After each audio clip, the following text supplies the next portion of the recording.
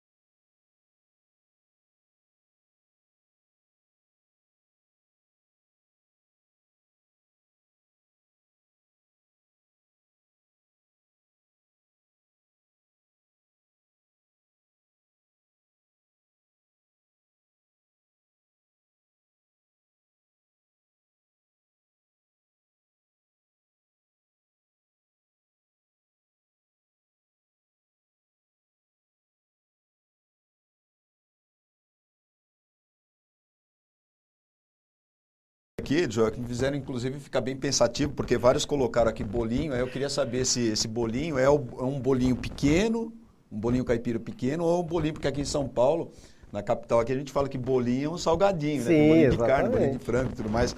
Mas Até olha, o bolinho de chuva. bolinho de chuva, ó.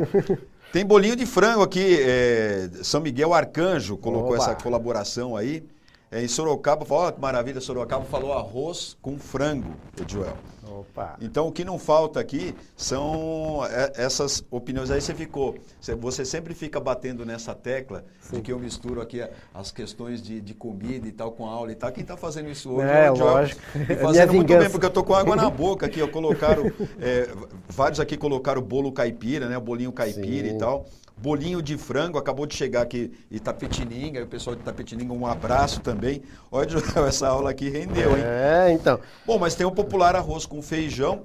Isso aí é o Caio típico aqui do também, brasileiro. está participando com a gente, colocou aí essa contribuição. Coxinha.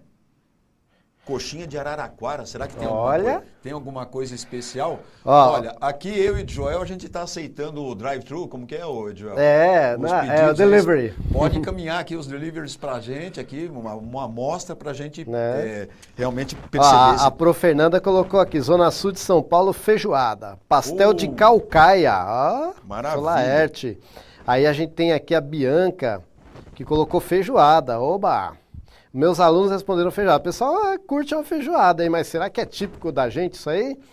E aí, a feijoada, qual que é a história da feijoada, né?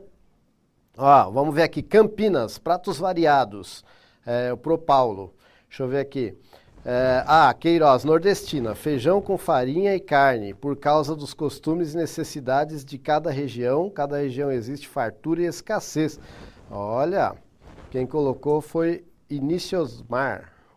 É isso que é aluno do professor Leonice. Muito bem, virada paulista, oba! Bom, gente, é assim, né? Por que eu fiz essa provocação logo aí no início? A gente tem que entender que, quando a gente fala de comida caipira aqui... Deixa eu só te interromper, que faltou aquele Piracicaba, pamonha. Pamonha, que tem milho, né? E assim, existe realmente essa questão... se a gente pegar aí na história, né, lógico que eu vou falar bem por cima, não é minha especialidade a história, mas a gente tem que lembrar que o Brasil ele foi colonizado a partir do litoral, né, para o interior. E aí, se a gente chega lá no século XVIII e tal, você tem aquela questão, primeiro que assim, São Paulo, Goiás, Minas Gerais, né, era meio uma mescla de cultura ali. Né? E aí quando você vai, então os bandeirantes vão começar, né, a adentrar ali o nosso país, tal, interiorzão, eles vão abrindo o caminho, né, vão fazendo seus pontos de apoio e plantando o que dá, né, às vezes plantando feijão, plantando milho, para na volta ir colhendo isso e poder utilizar. Então a gente vê que é muito comum você encontrar o feijão, né, você encontrar o milho nos pratos típicos aí do interior, né? Lógico que você junta isso, você tem que lembrar que o Brasil foi o país que teve o maior número de pessoas escravizadas, né, do mundo, de toda a história, né? Então, se você pegar assim, só isso, pensar das pessoas que vieram da África para cá, trouxeram também seus costumes, o pessoal falou muito aqui da feijoada, né? E aí a gente junta isso, o conhecimento europeu, né? Para você ter ideia, na minha pesquisa eu descobri, por exemplo, que a salsinha, ela é muito comum do norte de Portugal. Então, os bandeirantes que vieram para cá, então eles eram descendentes dessa região aí. Então, por isso que aqui pro lado de cá é mais comum você encontrar salsinha. E se você vai lá para o Nordeste, que é o pessoal que é mais do sul de Portugal, aí você tem o coentro. Né? Então até isso, então tá ligado também à questão da nossa colonização, olha só que interessante. Aí você imagina os europeus, os africanos encontrando os indígenas que já estavam no interiorzão, né? E aí você começa então a ter toda essa mescla que vai formar o nosso homem do campo, que a gente carinhosamente, né, conhece como caipira. Tá? E aí a cozinha caipira vai ter esses elementos, o pessoal falou aí, milho, feijão. Você imagina lá que o bandeirante ele preparava um bornal, né, uma espécie de uma bolsa de... Bom, eu sei que eu tô ensinando o vigário a rezar aí, né, o pessoal conhece que é um bornal, mas uma espécie de uma bolsa de pano, tá, onde se põe provimentos, e aí ele colocava normalmente o feijão seco e a farinha. Por quê? Porque não estraga, né? Então, porque se não tem umidade, não estraga, demora muito para estragar. E aí o restante, ele ia encontrando pelo caminho, carne de caça, né, para misturar nisso aí, né, falaram do virada paulista, falaram do cuscuz, né? Então, assim, é mais ou menos essa a origem, que a gente tem que entender que está ligado a uma necessidade, né, e está ligado também ao que dá para fazer. Nem tudo que você vai plantar em determinada região vai nascer, não é isso? Então você precisa ir adaptando aquilo que você consegue utilizar naquela região. Tá bom? Muito bem. Então olha aí que legalzinha essa imagem aí, né? Que é uma arte mostrando como é que seria então a cozinha caipira. Você tem ali o fogão a lenha, você tem ali um forninho, né? Muito bem. E aí, como eu falei, ó, você vai ter ali o milho, você vai ter o feijão, né? Vai haver também o quê? A exploração do mel de abelhas nativas, né? Isso aí pode não parecer, mas estou mostrando aí, o pessoal que é do interiorzão deve conhecer bastante, as abelhas sem ferrão, né? Que você consegue manipular com maior tranquilidade. São as nossas abelhas nativas, os especialistas chamam de abelhas indígenas, né? Muito bem. E que mais? Colocaram aí, ó, muitos colocaram, tá, gente? Eu li, mas é que era muita coisa. Muitos colocaram frutos, né? Típicos de cada região. Então eu estou dando alguns exemplos aí, que são coisas que você vai misturando a sua cozinha, né? De acordo com o que aparece. Então quando você tem os primeiros sítios, aí você já tem aqueles canteirinhos, aí já dá para misturar com algumas verduras e tal, e vai formando esses pratos que são comuns aí, no nosso interiorzão. Olha que legal aí, mais algumas frutas aí, ó. Tem algumas aí que eu confesso que eu não conheço, tá? Eu nasci aqui na cidade de São Paulo, apesar de ser uma região onde eu nasci, que quando eu nasci ainda era rural, hoje não é mais, né? Bem periferia mesmo, mas eu confesso que muita coisa eu não conheço, tá bom? Então tem mais aí alguns frutos. Bom... O professor Joel tá que nem a professora Selma aí, com saudade da infância, né, professor? Não, na verdade, assim, eu falo que eu acabo tendo uma nostalgia de algo que eu não vivi ainda, né? Quando eu falo, assim, dessas questões do interior, do litoral eu já conheço um pouco mais, mas também pouco, tá? Mas a gente acaba tendo uma nostalgia do que não viveu, inclusive eu, que sou neto e filho de pessoas do interior de São Paulo, né? Então a gente ouve muita história, né? Muito bem. E aí... eu quero saber o seguinte, agora é rapidinho, eu vou dar 2 minutinhos só para você colocar assim, ó, fruto, agora é só fruto, tá? Eu sei que alguns já colocaram lá, o fruto que é típico da sua região, assim, que você acredita que não é comum em todo o Brasil, mas que na sua região aí é típico, tá bom? Acho que 2 minutinhos tá bom.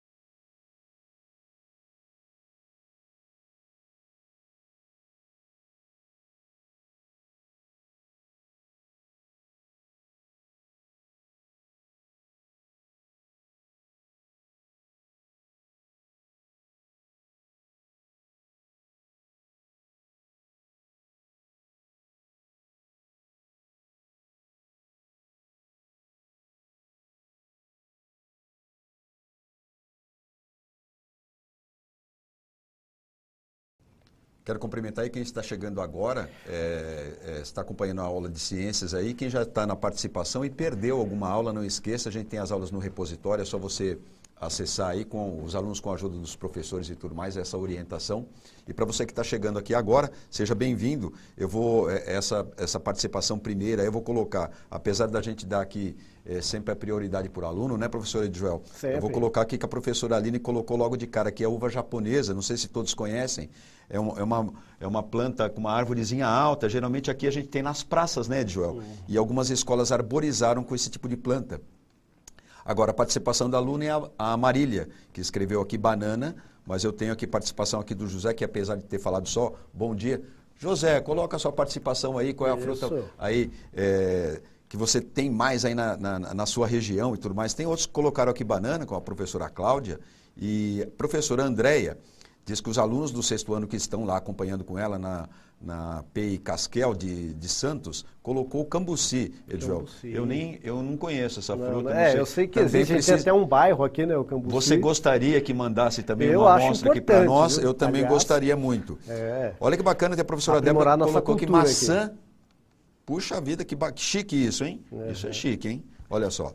Cambuci, Caqui, de Biritiba Mirim. Oba, Biritiba Mirim aqui perto. E tem mais alguém aqui, aluno, achei, olha só, tem vários alunos, mas é que aqui são vários corridos e tal, então a gente vai ler alguns que de repente caem aqui na tela. Desculpa, a gente pede desculpa aos professores e alunos que a gente não menciona aqui, que são muitos, né, Joel, como a gente sempre diz. O João Vitor colocou mamão, é aluno da PEI Aurora de Indaiatuba, um abração aí para vocês também. Bom. E não poderia faltar aqui a participação do João Camilo, que colocou acerola, não tinha aparecido ainda. Acerola é bom, hein? Muito bem. Guaratinguetá colocou banana, goiaba, jabuticaba, laranja e que mais? Gabiroba, marolo. Eita. Olha, jaca. A gente tinha esquecido de jaca também. Jaca é bom. Ó, Joel, se você deixar... É muita coisa aqui, rapaz. Deixa eu seguir aqui, senão... Gente, então a gente falou um pouquinho da comida caipira, né? Que a gente foi pro interiorzão. E no litoral, né? Já colocaram, inclusive eu vi no chat, né? Que colocaram banana, alguém que era do litoral, colocou a banana aqui no litoral. Então, assim, diz que conta aí uma história que tem um negócio lá que é chamado de sopa d'água. Não sei se você que mora aí no litoral conhece, né? Então, imagina uma época que você ainda não tinha bolachinha para fazer lanche, etc e tal. Então, diz que o caiçara, quando ele ia para uma caminhada que era lá muito longa, mas não tão longa assim de dias, mas de algumas horas... Então ele levava um punhadinho de farinha de mandioca, né? E no caminho encontrava uma folha de bananeira, que é muito comum banana ali, dependendo do local que você está. Por exemplo, eu conheço bem o Vale do Ribeira ali, né? Conheço um pouco o Vale do Ribeira, e ali é muita banana, né? Produz-se muita banana. E aí o que acontece? O cara pegava então a folha de banana, de bananeira, colocava um punhadinho de farinha de mandioca e a água da cachoeira, fazia ali uma espécie de um pirãozinho, né? E servia para alimentar no momento assim que a fome apertava numa caminhada. Então diz que isso é típico de lá. Mas é lógico que a gente poderia falar de muitos outros, né? Tem a questão lá do... meu Deus, como é que era? O arroz lambi-lambi, né? Que você... diz que o pescador...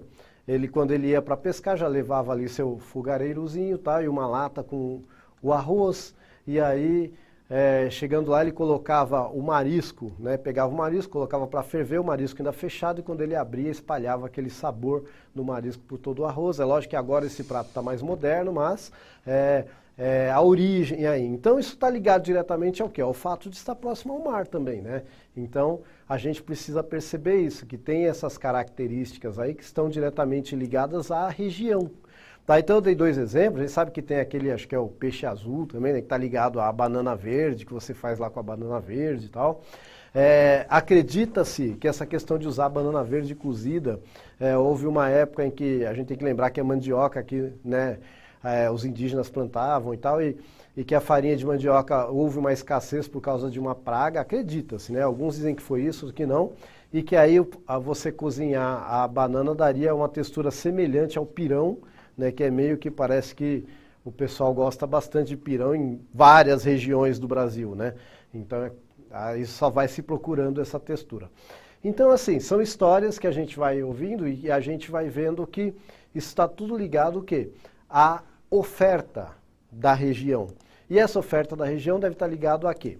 Né? Então, ó, vamos ver aí algumas coisas que são mais típicas aí da Mata Atlântica, né? Mais para o litoral. Então, palmito, muito comum, né? Mandioca, cana e banana, tá bom? E aí, como eu falei, né? O mexilhão e alguns peixes aí, tá bom? Só para a gente situar. Bom, então agora eu acho que eu tenho mais uma interaçãozinha aí, ó, um minutinho só, hein, rapidinho. A disponibilidade dos mesmos ingredientes para produzir no litoral pratos da cozinha caipira? A disponibilidade dos mesmos ingredientes para produzir no interior pratos da cozinha caiçara? Um minutinho.